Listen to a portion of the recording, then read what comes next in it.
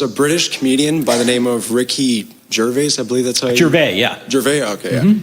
And he's an atheist. Yeah. That's how he's talked a lot about that. And he's had a bunch of debates with Christians and whatever. And he made an interesting comment about the Bible. He was talking about how if you were to take any religious text, religious book, specifically the Bible in this case, and any science book over the course of history, and you were to crumble them, throw them away, burn them, and they were completely gone.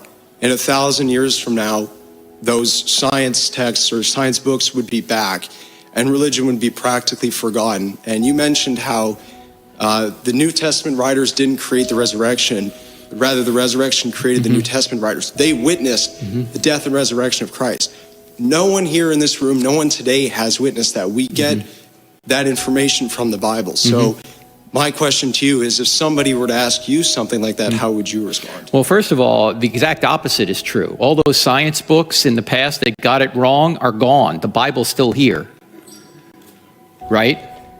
You know, when they thought the ether was the essence of reality, you know, that's not true. When they thought bloodletting was a good thing, that's not true, okay? So there are, as I mentioned earlier, as I say, you can't trust everything on Wikipedia, but you go to the Wikipedia overturned scientific theories page, and there's scores of these theories that have been overturned. Those antiquated science books are gone in terms of us using them because they're false. However, the scriptures still stand tall. And yes, not every one of us have witnessed Jesus rising from the dead. None of us in this room.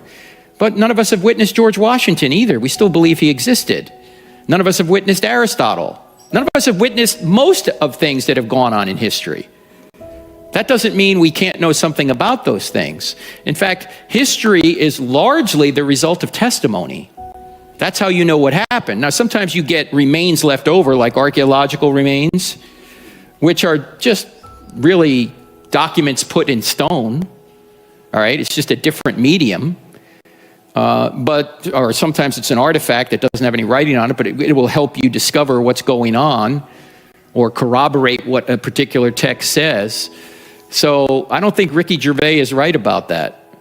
I think science continues to be overturned by newer theories, and those older books don't matter anymore, whereas the Bible is still relevant, even though it was written from 3,400 years ago through Jesus's time, just past Jesus's time.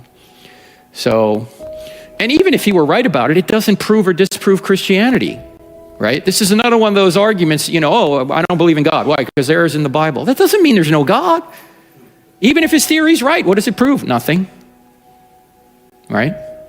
So, look, people have to make their own decisions. God does not overwhelm us with evidence, so we're compelled to believe, but he gives us enough evidence to know if we want to believe that he's real, but he leaves enough ambiguity so we can go our own way if we don't want to.